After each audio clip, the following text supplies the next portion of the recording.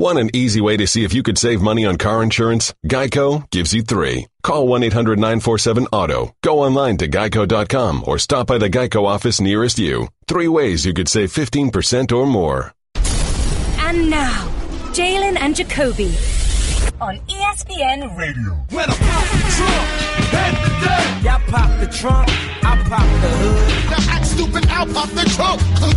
Now give me your boom. He is Jalen Rose. What up, though? I'm David Jacoby. On the cool check-in. Together, we are Jalen Jacoby. What is it that we do, We Mr. give the Rose? people what they want. The Cleveland Cavaliers were about to earn their 9th straight win in a row when they were playing the Miami Heat. LeBron James went to the basket. Here he is to his left. Got a little bump, nothing crazy, and then he got mad. He goes over to the official. He's cursing. The official didn't want to hear it and threw LeBron James out of the game. Bit controversial. Some people think it was a bit quick that he was thrown out. Do you think LeBron James is treated fairly by the referees?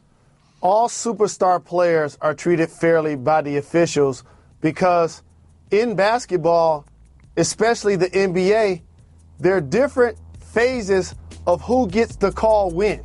Okay. There are rookie calls, there are veteran calls, there are calls in the beginning of the game, there are fourth quarter calls, there are reach-ins, there are over the back. There are so many judgment calls. Block charge comes to mind. So based on that, when you have won as many MVPs and championships as LeBron James and accomplished so much in the league and become an iconic figure, of course you get preferential treatment from the officials, and rightfully so. So he is, as you can see on the screen, he's averaging a career low of 5.4 3 throws a game. Even though he is scoring around the bucket at his normal tick. And another thing is this, I think he's kind of getting Shaquille'd. Like, he's just so strong that the contact doesn't feel like contact, and he's so good at re-squaring his shoulders to the basket after taking the contact that the referee kind of feels like, oh, you should have made that shot anyway. Like, I actually feel like he should get more calls than he does, even though he is a superstar. Do you agree with that? He doesn't do a lot of flopping. He doesn't do a lot of flailing. Anymore. He used to flop. Which is something that the officials sometimes fall for. But the reason why he doesn't get the calls based on you just giving his average free throw numbers being the lowest of his career, because he out there bullying. Mm-hmm. And when you're going through players on the post and on drives, and then you still finish it or you dunk over the top, there's no need to call a foul. That's kind of how I feel it's happening. Like, I think he gets fouled a lot and doesn't get called because he's just like, the contact doesn't really dissuade him from what he was trying to do in the first place. The ref just sees him doing whatever he wants. It's like, yeah, I'm not going to give him another point for this take because he just got a layup off of this and there's 2 players on the ground from the opposing team. That's the game within the game. How many times where he's going to do a reach-in and the 9th man is going to do a reach-in simultaneously, the other guy's going to get the foul called on him. That's just how it works in the game. You know, and when you're a superstar like LeBron James, when it's time for him to get the calls, guess what's going to happen? He will be going to the line. Well, he did get kicked out. And remember he said that Enes Kanter always has something to say? You wouldn't believe this, but he got kicked out, and Enes Kanter had something to say. He fired up his Twitter fingers, put this out into the world, where he called the referee, Kane Fitzgerald, the king of Cleveland, his favorite playground. I always say you can be mean if you're funny. Is this mean? Is this funny? I also always say this, you want to beef up. Do you support Enes Kanter beefing up at LeBron James? I do, because here's what has happened. Enes Kanter understands that you don't have to throw a punch or take a punch to make fans feel like you're about that life. And playing in New York City is just like playing in Detroit and a lot of other towns. We want a physically tough team that just so happens to be really good.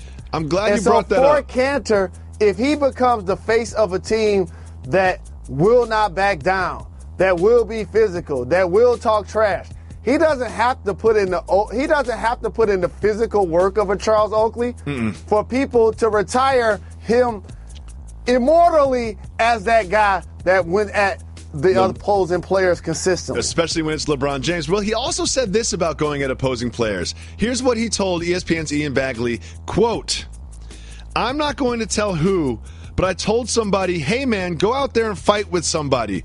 It will get the energy up. No, I'm serious. If you go out there and you just hit somebody or fight with somebody, just get a technical foul, I will pay the fine. I don't care. Just go out there, do your thing, because we need that energy. We need that fight. It doesn't matter if we're down by 25. A fight, get a technical foul, the crowd is in it, and they're going to get nervous." Jalen, I have a lot of questions about this, but first of all, is this something that NBA players do? Premeditated, technicals or hold me back moments to sort of juice up the home crowd? The answer to that question directly is yes. But I want to peel back the onion a little bit more and talk about leadership. Okay. Because you don't have to tell me to go out and fight. Thank you. And you'll pay my fine. You go right ahead. That's what I was wondering the whole time. I was like, was he at the end of the bench? Was he hurt? Was he in a suit? Was he allowed to play? Because this reminds me of something that you do sometimes. You do this, and you're guilty of this sometimes too. You know what you should do, Jacoby? Do you know what email you should write, Jacoby? And that's what I feel like Ennis Cantor was doing. You know what I mean? He was just like, he's like, do you know what we need right now? We need you to go out there and start a fight with Willie Reed. It's like, I don't want to start a fight with Willie Reed. I'll pay the fine. Yeah, how about you pay your own fine? Yeah, exactly. How about you go out there, you start a fight with Willie Reed, you pay your own fine, and you be that leader. I'm so glad you brought this up, Jalen, because that's exactly what I thought. That was my second question on this. Is like, how come he's telling someone else to do this? And that's exactly where you went first. I love doing this show with you, Jalen. Yep. So we asked the followers on our 1-800-Flowers Twitter feed for their unpopular opinions, and they delivered. First one's from Torian. Shout out. Says, zone defenses should be banned at all levels of basketball. Makes the game slower and less exciting. Also doesn't help young players develop ball handling and passing skills because it forces young players into a jump shooting game. Jalen, do you agree with this unpopular opinion from Torian? Not a fan of zone. Hated it as a player. To go against it, it almost was a sign of weakness for the opposing squad. In particular, when I was in high school and we were a really dominant number one team in the country type of squad. Mm-hmm. Big shout Howard Isley, Boshawn Leonard, multiple players that went on to play Division I basketball before me. Southwestern was a program, it was a movement. Perry Watson was our leader, one of the greatest coaches of all time. Yep. As soon as we saw a team go zone, we got so mad. Why? We really gonna kill y'all. Why? See, because can I make the counter argument here? It's a surrender. Yep. That's what that is. How many times have you been at the blackjack table, you looked at your hand and you looked at the dealer's hand, and you said, I'd rather lose half of my money, I'll surrender. Oh, I do that sometimes. Okay, I'm not surrendering. I definitely do that sometimes. If I got 6 and they're showing a 10, I'll surrender. No problem. I ain't worried about it. I ain't a tough guy. I want my money. Money's important to me. The odds are I'm going to lose his hand, so I'll just lose half of it. No big deal. There you go. That's so my you point think exactly. Jim Boeheim's zoning schemes in Syracuse are a surrender? That's a weak way of playing defense. You ready for this? You're throwing this like masculinity into it. Like, you I'm tough because I play man-to-man. So a lot of people don't realize this. In high school, I gravitated to the schools where I saw people from Detroit that were my OGs have success. Okay.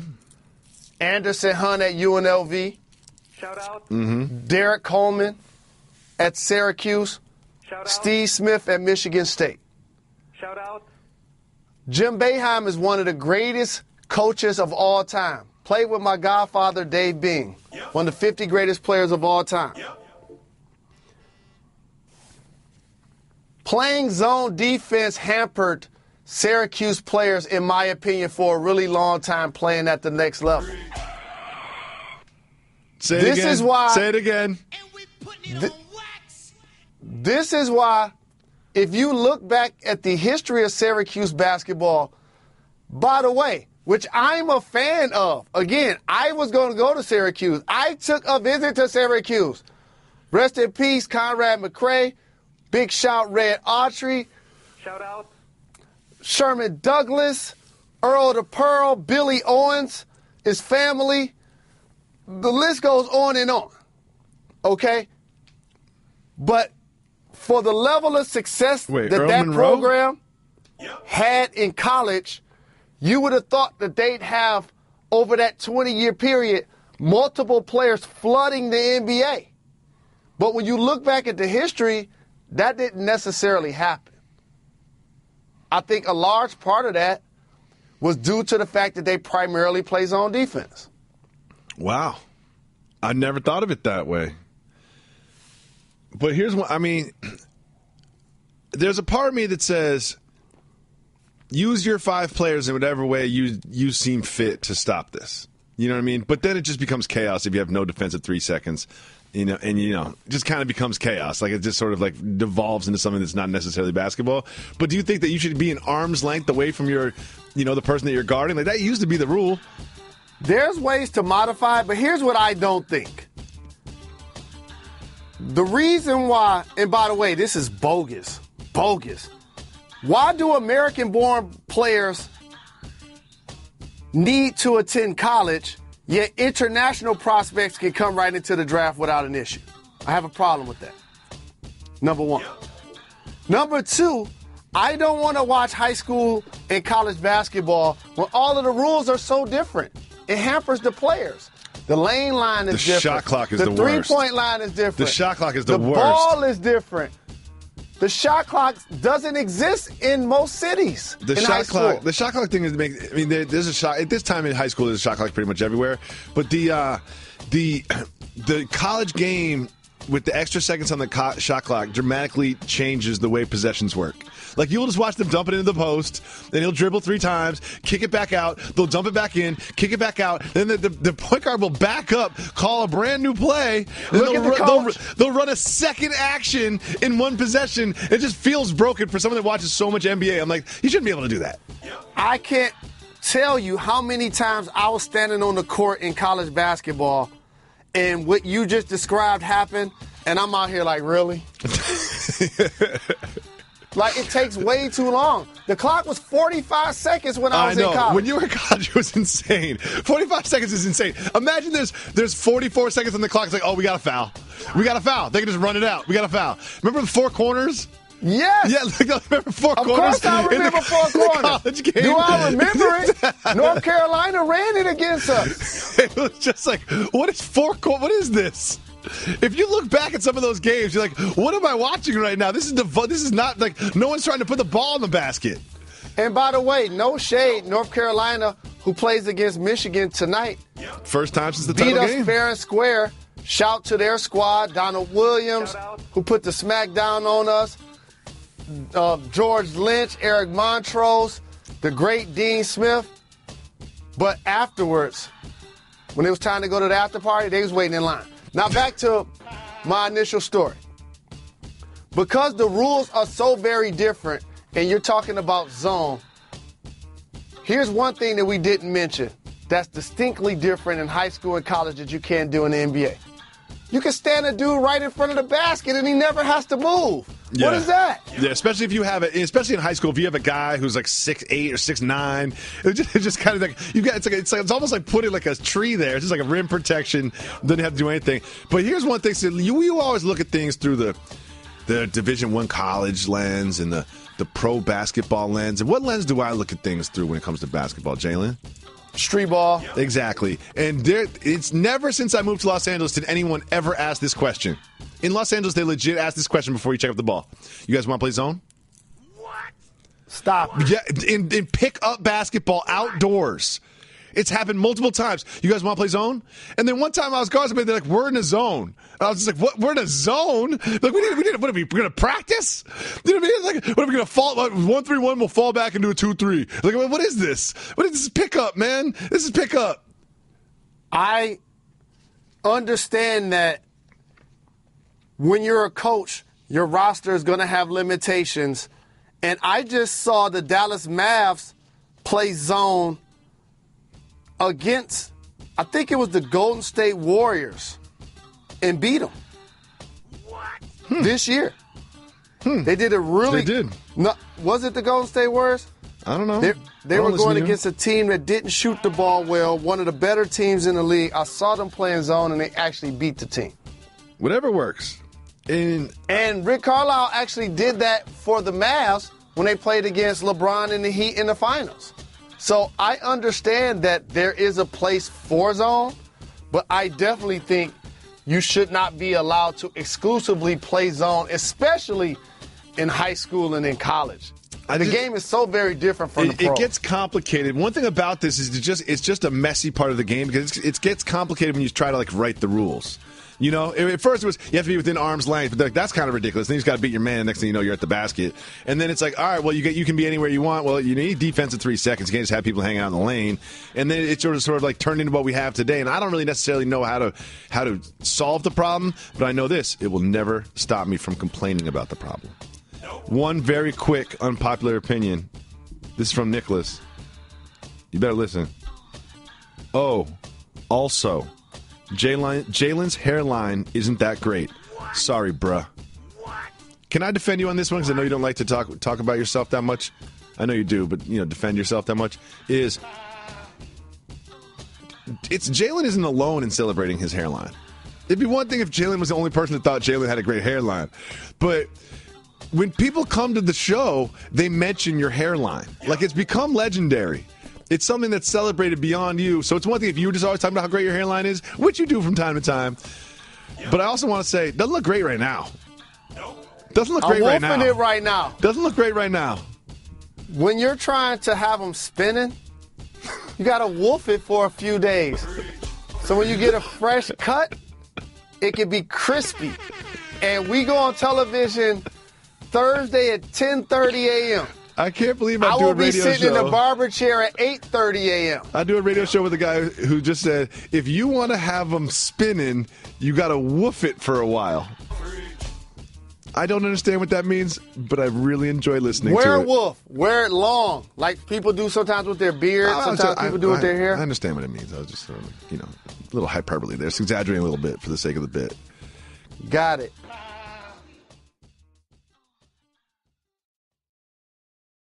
I just saved hundreds of dollars by switching to Geico.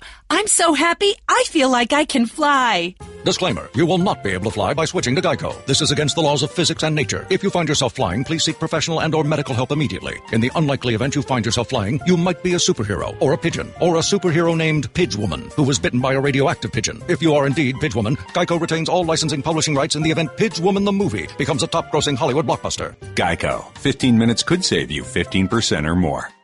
So, Mirotic is making his way back to the Bulls. He was on the sideline. We all know what happened. If you don't know what happened, Bobby Portis and Mirotic are on an NBA team called the Bulls. They're very bad this year. You might have heard them through Michael Jordan. They're not going through that phase right now. My guy's coming back soon. Let me just throw that out there. I know. Jalen's got a guy on the team, Zach LaVine. Shout out. Zach LaVine must be paying him or something as a publicist because Jalen's been talking about Zach LaVine forever. I know he's throwing shots, but I told you this about Embiid. I told you this about Avery Bradley. Look at what the Pistons are doing.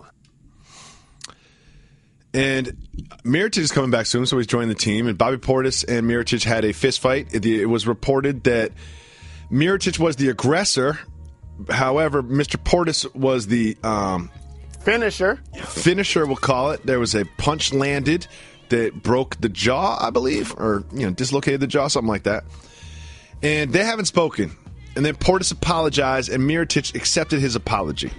How do you think that went? Take us behind the curtain. Here's how it goes. We need to coexist for our jobs. Yep.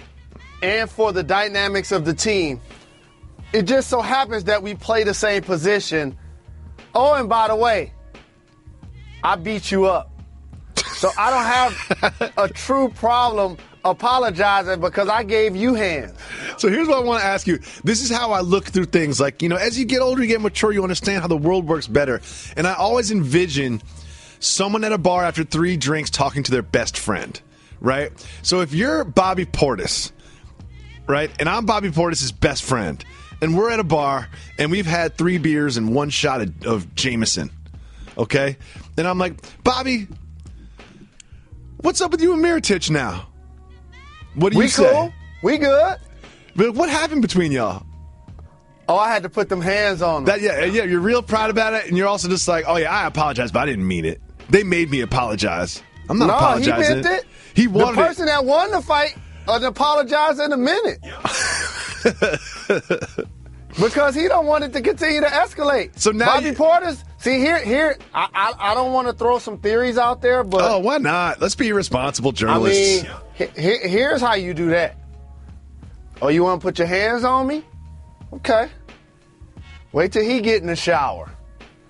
I'm coming in there with the 10 boots on and all my clothes. You think that'll happen? No. Not in the National Basketball Association in 2017. I'm just saying if you won't get back. Yeah, sure. I also want to do this little role play. You're Mirotic. We've had 3 beers and a shot of Jameson, and I'm Mirotic's best friend from the homeland. And I go over there and I say, Mirotic, what happened that day between you and Bobby Portis? Oh, he sucker punched me. Sucker punch. I knew that was what you were saying. Oh, he sucker punched me. He sucker punched me out of nowhere. We was beefing, I wasn't even looking. And we were everybody talking. tried to hold me back once he hit me, and I didn't really get a chance to get mine off, and he punched me a couple of more times. I'm going to get him back. Yes, exactly. That's exactly what they're talking about. I know that's exactly what they're talking about because you kind of have to do that. So the Lakers play the Warriors, Jalen. And there's been some interesting back and forth a little bit about Lonzo Ball. And Steph Curry and KD, the two most prominent Warriors, who didn't play against the Kings when they lost, they have sort of come out in support of Lonzo in advance of this matchup. They've kind of come out and said that Lonzo's been sort of unfairly targeted. Do you believe that to be true? Unfairly targeted? No. That's not a direct quote from them, but that's kind of what they say. That he's had it tough. NBA, no boys allowed. No. This is what comes with playing in the game. Mm-hmm. Whether you're undrafted, whether you're a free agent, whether you went in the second round, whether you went late in the first round. But definitely if you went in the lottery. No doubt if you went in the top 5. And absolutely if you was in the top 3. No question. So, if I take you in the top 3, I'm expecting you to go on to be in the Hall of Fame one day. Wow. That's what that means. Anthony I'm Bennett. expecting a I hope perennial Anthony all-star. Bennett's not listening. So there's also the flip side of this where Wendy had a thing yesterday where he said that there's a sentiment around the league that's sort of jealous might not be the right word, but there's some resentment towards Lonzo because of all the attention that he gets. So, Wendy, of course, didn't name names, but you can imagine if you're a role player that has been in the league for a few years that has earned sort of their way in the NBA or earn their veteran status, or if you're a rookie who's performing better than Lonzo, that you feel like, why is everybody always talking about Lonzo just because his dad's got a loud mouth? Nobody's jealous of him. Let me just put that on wax. Okay. What happens is you get drafted by a storied franchise, therefore your press clippings are going to be more abundant. Mm-hmm. That's just how it works. It's the people that's speaking on his behalf. LeVar Ball, big baller brand, Magic Johnson, Hall of Fame mogul, went to UCLA, got drafted by the hometown team. I mean, this is just the hype that comes with the territory. And then they put it on steroids by a lot of the antics that not only his dad, but Lonzo quietly has some antics too. Wait a second. He do some quiet, braggadocious posts. Sure.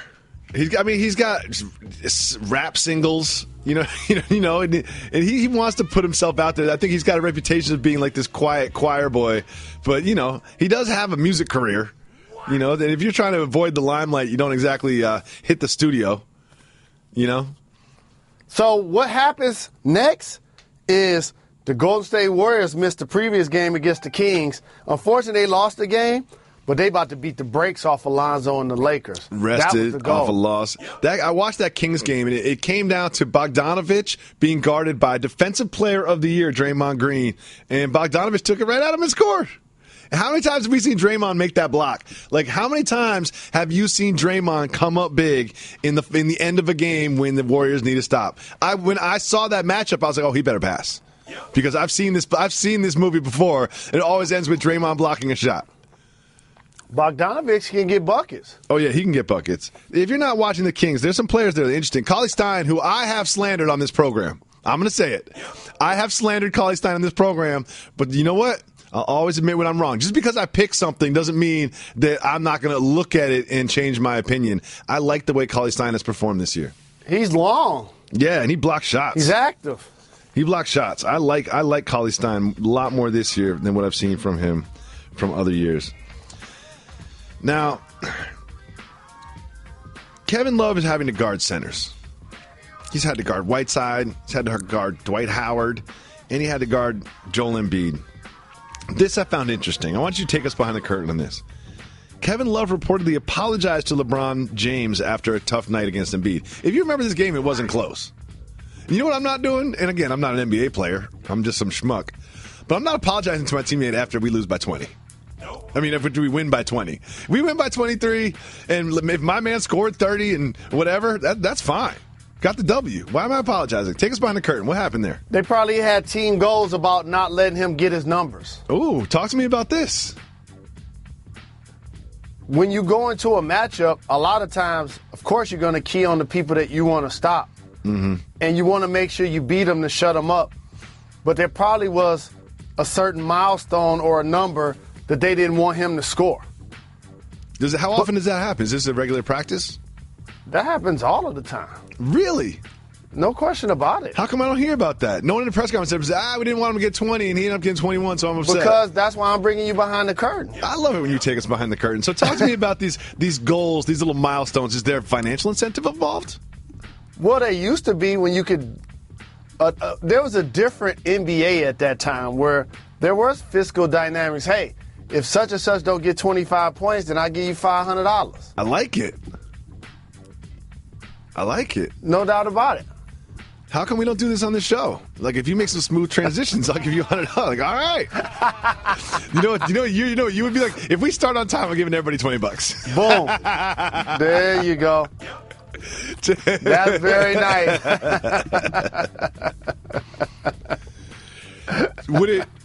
Would it just be points? Like, talk to me about this. I'm really curious about this. You see, this is one thing that we need to say about this program. It could be the thing that makes the player tick. So if you're going with John Stockton, you want to keep his assists down. If you're going with Dennis Rodman, you want to keep his rebounds down. Mm-hmm. Okay. Because usually that's also going to lead to your team winning. Yeah. So when you play against Steph Curry, you want to talk about keeping his threes down. So if Steph gets less than 3 threes today, you get $500. Would you only do that with young players, or would you incentivize veterans like that too? Well, this is how you used to creatively use the fine money. Like, teams used to distribute the fine money and keep it amongst the players. Where you shoot half-court shots. So if, let's say you would never do this. Let's say one of your teammates gets ejected from a game and uses a profanity at a cameraman. Hit the brakes. That's the league money you talking about right there. Oh, okay, that's what I was saying. So this is the team fine money. So if you're late to a meeting, that's the fine money. Okay, that makes a lot more sense to me. So the team fine money goes into a jar and then gets redistributed through. You know this is completely illegal, right? You know this, right? Well, if you Uncle Sam, it is. This allegedly might have happened. Maybe. It's not illegal. You heard about something like this happening? You have a player right now with the Knicks telling people that if they got suspended, he would pay their fine. Yeah. That used to happen all of the time in the game. Yeah. And so it's just a different era, and also those things cost more. But I want to just say this on wax. I've talked about this forever, and I'm going to mention it again when we talk about the NFL and what they're talking about doing to enhance what the players have done as it relates to their protesting during the national anthem of social equality and police injustice and things of that nature. Adam Silver, terrific commissioner. I'm giving him something that's a game-changing idea. The fine money for those 30 NBA teams need to stay in said city. So therefore, if the Brooklyn Nets have X amount of money on technical fouls, suspensions, ejections, coaches' fines, whatever they are, at the end of the year, there should be a big check that gets distributed, or multiple checks that get distributed that go back into that community. I agree. Not to something that's infinite, like NBA Cares, which does a terrific job. Of course, no shots at NBA Cares, but that's a big bucket. But I would like to see that money redistributed into the community that supports that local team. I think that is inevitably going to happen, like 1 through 16 seeding, like the Washington football team changing their name. This makes a lot of sense. And since you have a charitable organization in the city of Detroit, I'm sure there are some players that you wouldn't mind getting traded to the Pistons to, bring some more money back into the community. Let's get Rasheed Wallace back out there. Let's make him an assistant coach or something. Get some money back into the Detroit community. That's a win-win for everybody. Who doesn't want to see Sheed on the bench for the Detroit Pistons? And he's going to get kicked out of some games. He's going to get fined even though he's not playing. And that money goes right back into the community and to JRLA, which you can look into if you go to jrladetroit.com. Shout out.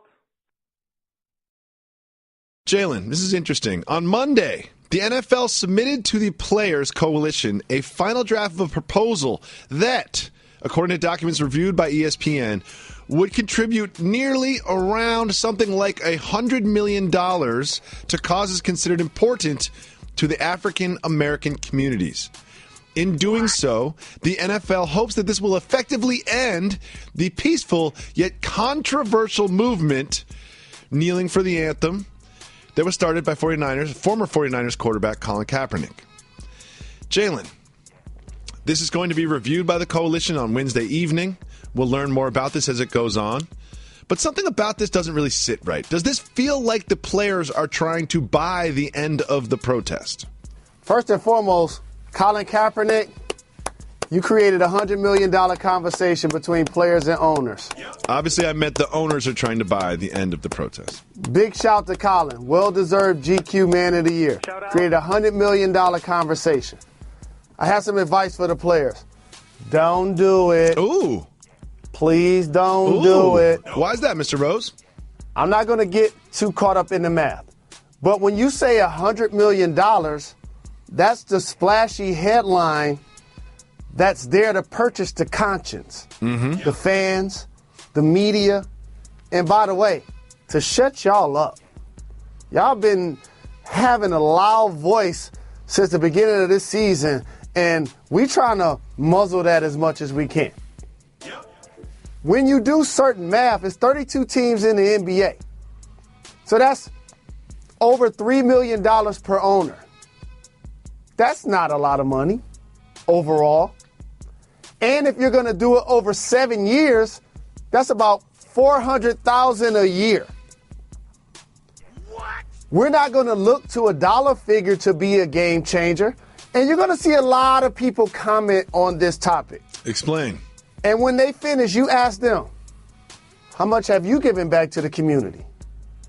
You also ask them this, do you have a foundation? Also ask them this, do you show up at functions when you're not getting paid?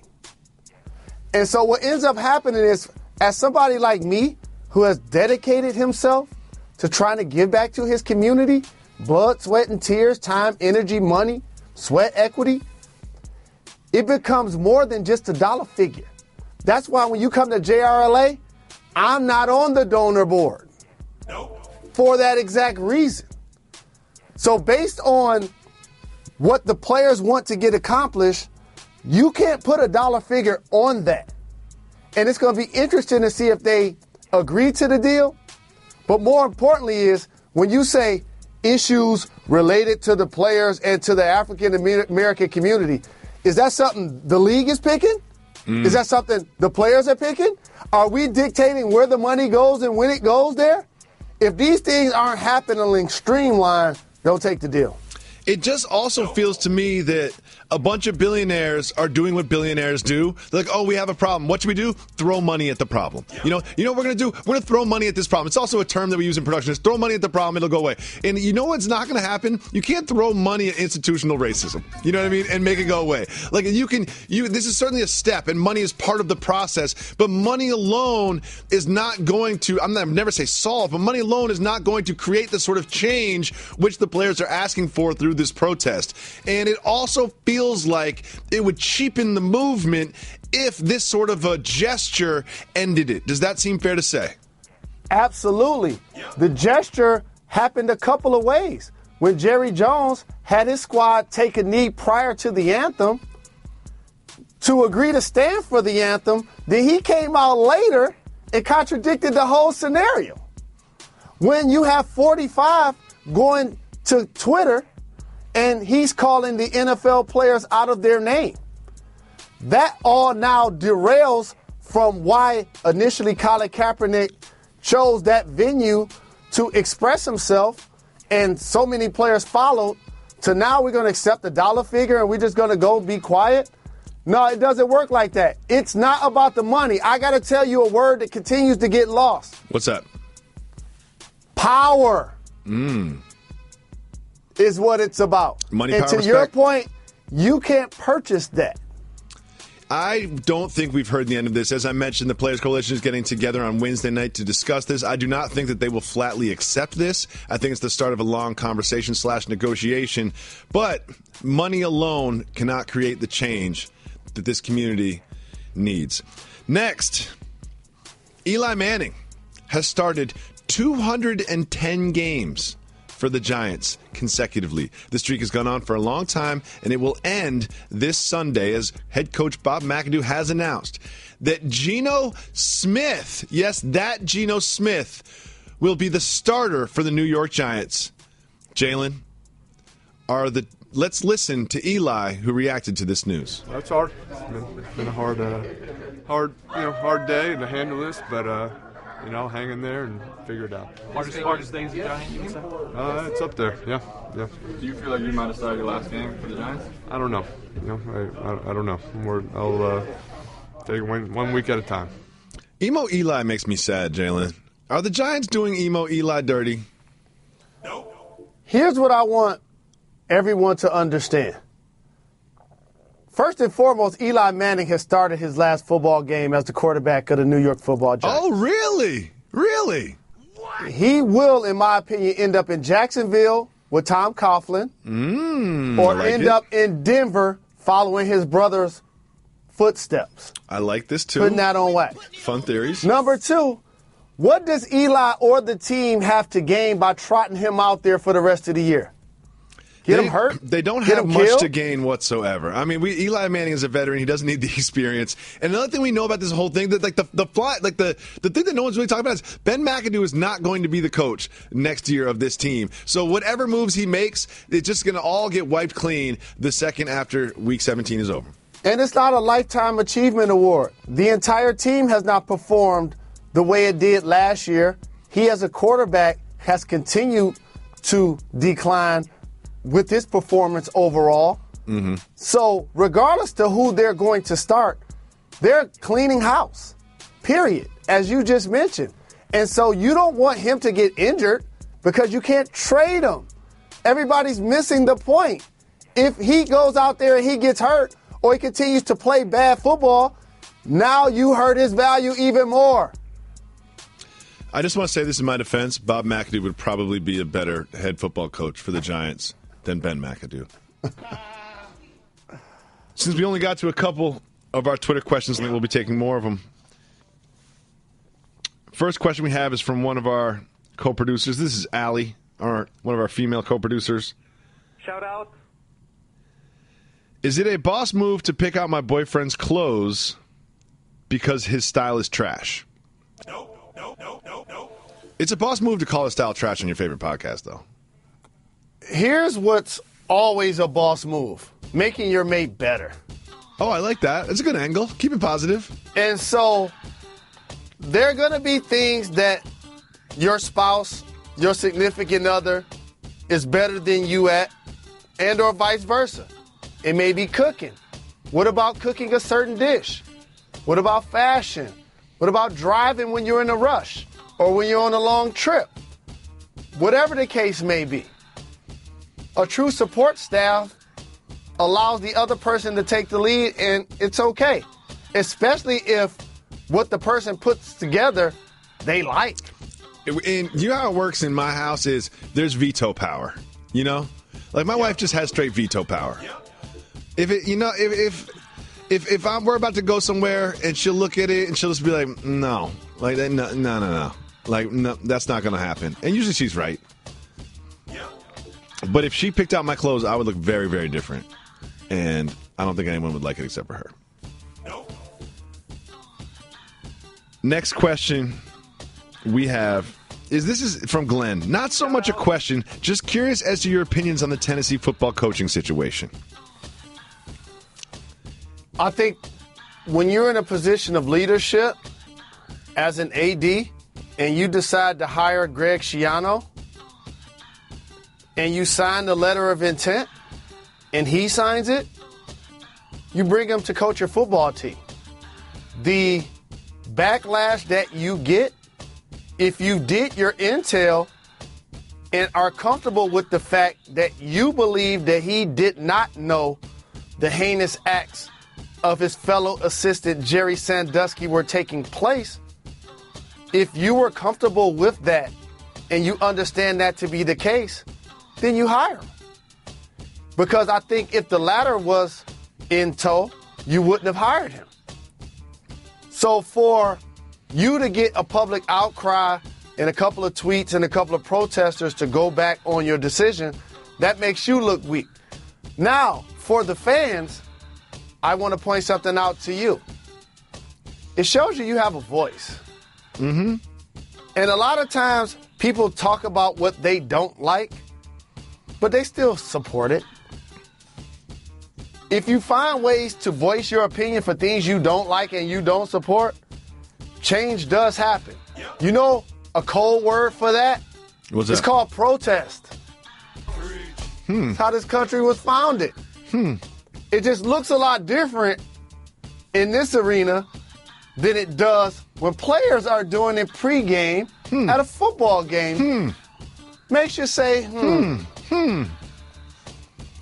Adam has a great question. Shout out. From a podcast standpoint, what are the influence that the Podfather had on you guys? Shout out from Manila. Love you guys.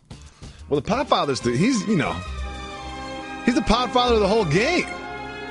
We're just like Michael Corleone, you know? We're like Sonny. I like to say Sonny and Michael. Some would say Fredo and Michael. You know? And Vito. But he's Vito. The Podfather's Vito. You know? The Podfather's Vito. But I would say that the Podfather was the first person to ever put me on a microphone. You know? So he gave me my shot. And in terms of his influence, in terms of content that he has had, is one thing I learned from the Podfathers. Speak with people that you're comfortable with. You know? Speak with people that you're comfortable with. And that has helped in that sort of foundation of relationship has helped the success of this pod. Shout out to the Podfather and everybody at The Ringer. Shout out. No doubt about it. The Podfather helped in so many different aspects to name. First off, content creation and ideas and segments and thoughts and how to articulate them. I'm truly grateful for my brother for giving us a vehicle to say whatever I want to say about anything. That's really important. And the other thing I'm truly grateful for, the immortals you see behind us on the walls. Jalen, I have some news for you, right? Because me and you want this show to grow, and so does the staff. We want the show to grow. We always want it to become bigger and better, right? That's one of our goals. You know, the more that we sell out and the more the show grows, the less we can say whatever we want about whatever we want. You know that, He right? allowed me to carry a bat. You know that's how it goes. He didn't know you were carrying a bat. Like, why is he holding that? You got to bring the bat out more. Can we do that in 2018? Can the bat come out more for segments in 2018? Done deal. I missed the bat. You just know what's going to happen. We're on TV now, and there are going to be people that's been working here 30 years who didn't realize I've been carrying a bat for 6 years. You'll get an email, why is Jalen carrying a bat? And then we'll answer, and then they'll write, well, can he not do that? And then we'll stop doing it. He only been doing it for 6 years. And then we'll stop Matter of fact, it's in the logo. And then we'll stop doing it. Matter of fact, it's in the logo. Co-producer Matthias has an unpopular opinion that Billy Donovan will get fired and Mark Jackson will take over the Thunder. See, he listens to the show. He knows this would get you. He knows that would get you. Do you think Mark Jackson would be a better coach for the Oklahoma City Thunder than Billy Donovan, based on your information? Coaching is about knowing the pulse of your team and being able to get the most out of each individual. Right now, Billy Donovan has not been able to do that with this current iteration of the Oklahoma City Thunder. So far. And even if it's not in Oklahoma City, do not be surprised if and when not only Mark Jackson, but David Fizdale are quickly back coaching in the league. Don't forget, Jalen predicts that David Fizdale will coach the Los Angeles Clippers. Jalen Rose, there is a new trend for the holiday season, and I support it. Upside-down Christmas trees are coming. They are exactly what you think they are. They are Christmas trees that are upside down. You might think that's silly, but they look awesome. The ornaments hang better. They look funky. This one has roots on it. Do you support the upside-down Christmas tree movement? I do not support the movement. I appreciate and want my Christmas tree as traditional as possible. I'm not mad at those that do it. It's a terrific holiday. One of my favorites. I'm happy that they're being creative with their Christmas tree, but it's not something I will be participating in. I support the upside-down Christmas tree. So Victor Oladipo.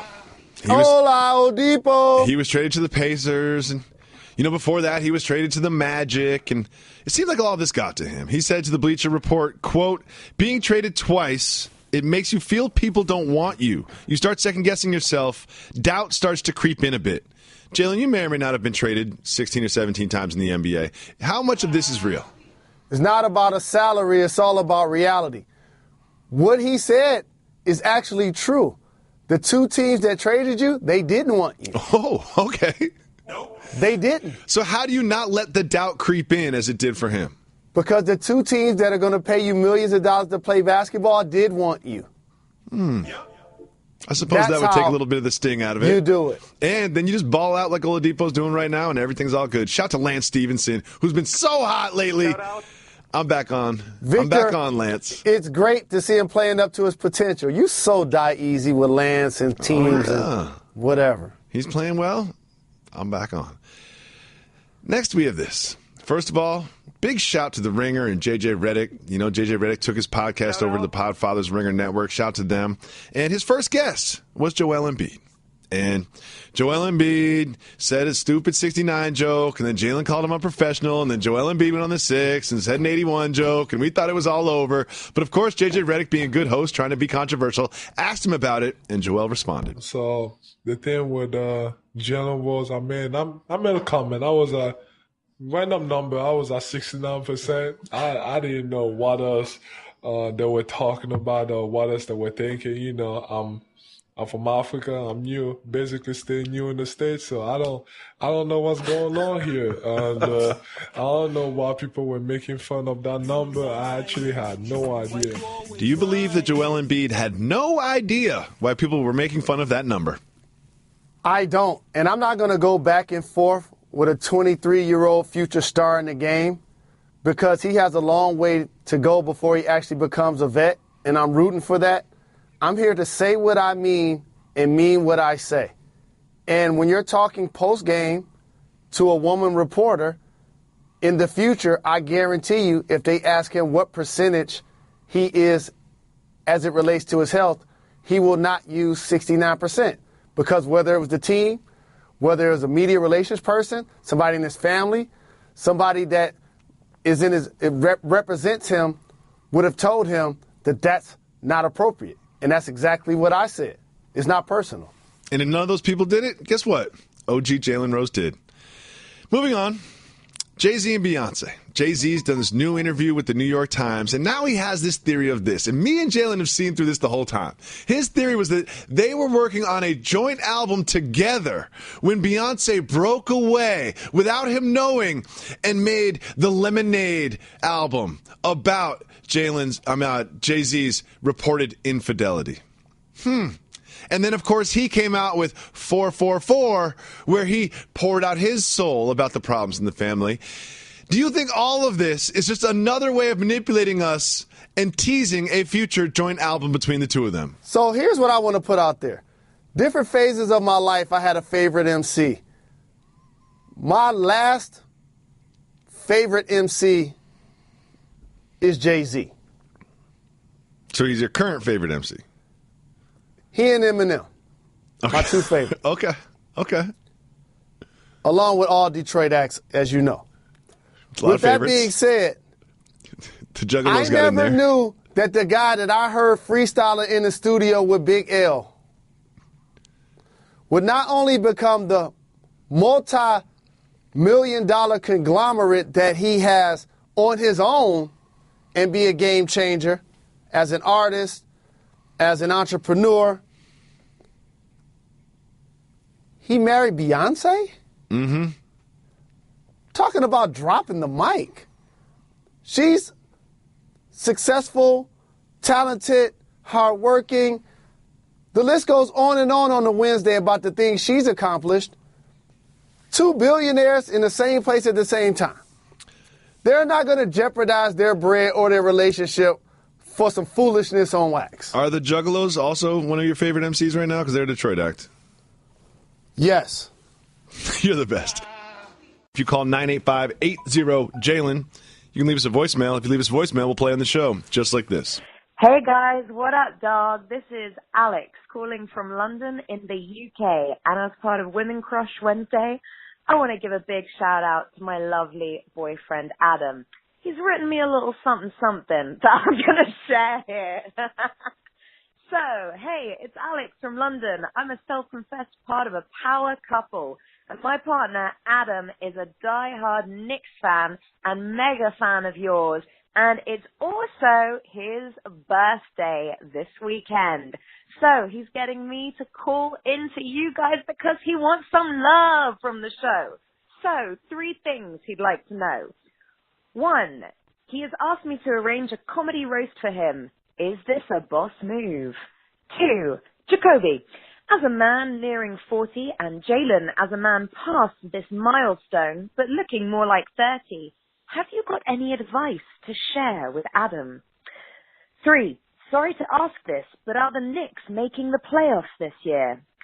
Shout out to Reggie, Finger Roll Jones, Baron, Tanner, Curtis, Alex, Kaylee, Allison, and Big Crown. Oh yeah, and Big Crown, I hear you're a mailman, and listen, I'm waiting on a really important birthday present to be shipped from the US to me here in the UK. Where's it at, man? Peace and love. Bye. One of my favorite callers of all time.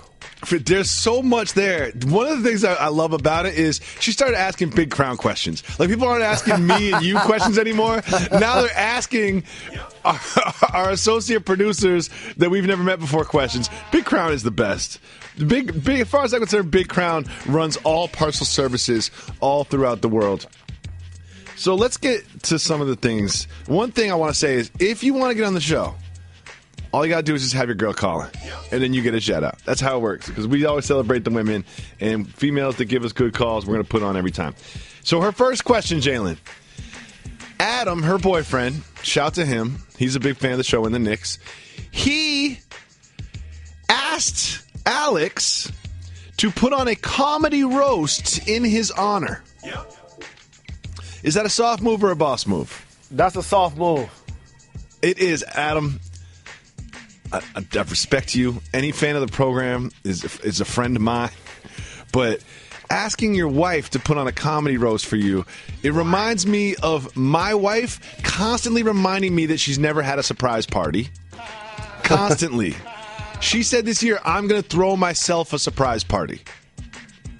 That's hilarious. But you can't ask your wife to put on a comedy roast. That's something that needs to happen naturally for you. No. And I don't know if you want those problems. Because there's always that one friend that gets that crosses the line a little bit. And next thing you know, Alex has some very pointed questions for you after you've had a couple and everyone's gone home. But I always appreciate international callers. No doubt. You know? And again, shout out to Alex. Big shout out to London in the UK, her boyfriend Alex. Adam's Big Crown, don't get caught up by Alex by sending her no birthday gift. That's a trap, Big Crown. The American translation may be a little bit different from what she was actually trying to say. That's a trap. No, she's waiting for something else from the States. No because, doubt. Big Crown runs all parcel services. No doubt about it. And Big then, Crown was a part of the Horse and Carriage. And the Pony Express. Horses and Carriage is an excellent song by Cameron. And we have this. Are the Knicks going to make the playoffs?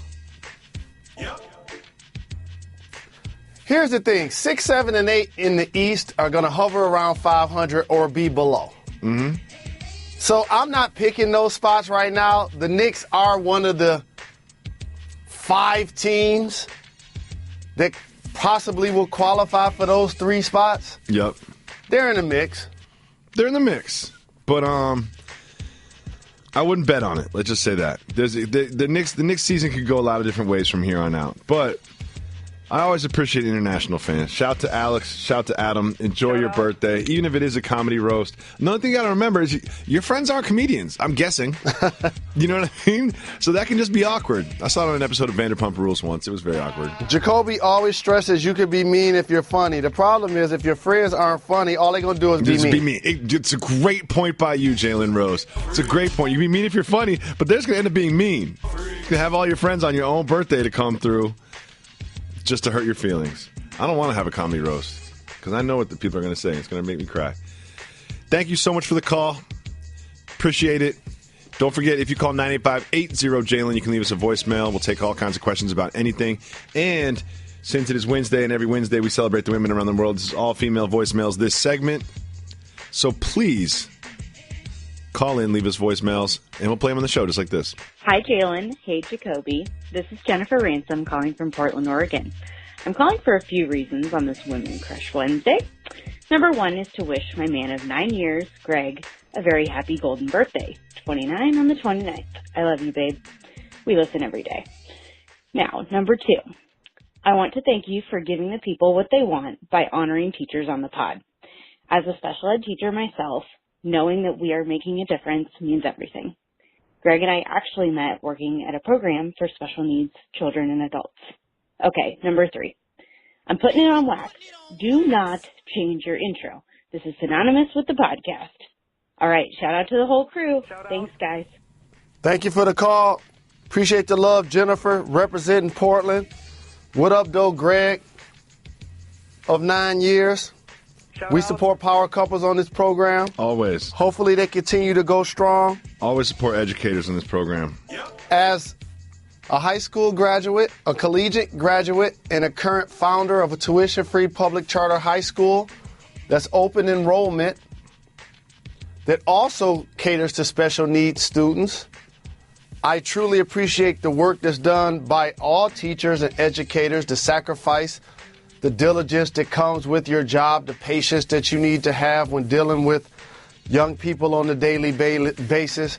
I wish the world would stop on its axis right now and pay each of you double. That's how much I truly appreciate your work. Going to school is one of those things that we underestimate, that regardless of race, religion, or creed, we all have in common. It doesn't matter what neighborhood you grow up in or your fiscal background or dynamic. When you're in elementary school, you're waking up in the morning going to school. Yep. When you're in middle school, you're waking up going to school. There are people out there that get homeschooled. There's certain exceptions. But we all have that in common. And I'm glad that they were able to meet under that dynamic. You know that both of my parents are educators?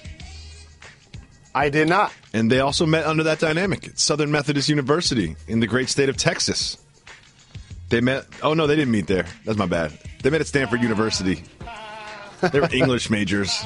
You know, if you finish college and then you go on to like another college, you're just procrastinating. That's my hot take. That's one of my education hot takes. Is people that go to college after college, like, y'all just don't want to be real people. I have the number one education hot take for all collegiate students, all high school students, middle school, elementary students, regardless of your GPA, regardless of your test score. What's that? If you continue to improve and work hard every day, people don't ask you, where did you start your freshman, sophomore, and junior year? They ask you, where did you graduate from college? Yes, good point. Good point. So if you need to start off at a junior college, community college, if you need to work your way up to college or university, do that. I love People this. only ask you, where did you go to graduate? College? They don't even say graduate, to be honest with you. They say, where did you go to college? That's what people say. Where'd you go to college?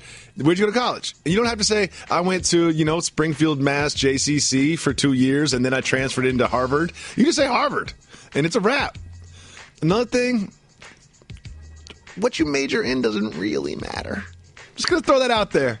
What you major in doesn't really, really matter. It does matter in terms of your curriculum, what type of classes you will be taking. Of course, it changes what classes you take in college. That information gets into your brain. It changes the way you think for the rest of your life. I get that. But, if you were, say, business, if you majored in pre-med, that doesn't mean you can't be an artist. It's not like when you make these decisions, you're not cutting yourself off from alternate paths. Preach. You can always adjust mid-course in your life. Shout out to Jennifer and Greg. I got to say, though, I just want to know for all future callers of this program, as someone who's been doing this for a long time, I can always tell when you're reading. I can always tell when you're reading. And that was a written statement. Greg was standing right next to her, looking over her shoulder, like, no, that one wasn't good. Erase it. We got to do that again. You mess up that one line about giving the people what they want. Hey, Jacobs. Uh-oh. Whenever you say that, that's Darrell Revis right there. What's happening, Darrell? I just wanted the fans to make sure that they watched us on First Take Thursday. Great point. Thursday, tomorrow, tell First Take. Tell a friend. The greatest, the best hosted program in the history of television, First Take on ESPN, replaying on ESPN2. The two great duos will be appearing. Two legendary duos. One, just a couple guys named Jalen and Jacoby. Another, some legends of the game named Fab and Jadakiss. That's all tomorrow on First Take. Make sure you tune in. Thank you so much for listening to Jalen Jacoby. We'll be off tomorrow. That means we will not have a fresh Jalen and Jacoby, but we will have a dope pod to step to. We will be uploading one of David Jacoby's other pods. That's me. I just used my third person with me and Kian Fahy, an Irish gentleman who speaks about football. So that'll be tomorrow. If you're not into that, don't worry. We'll be back with a dope pod to step to, Jalen and Jacoby, on Friday.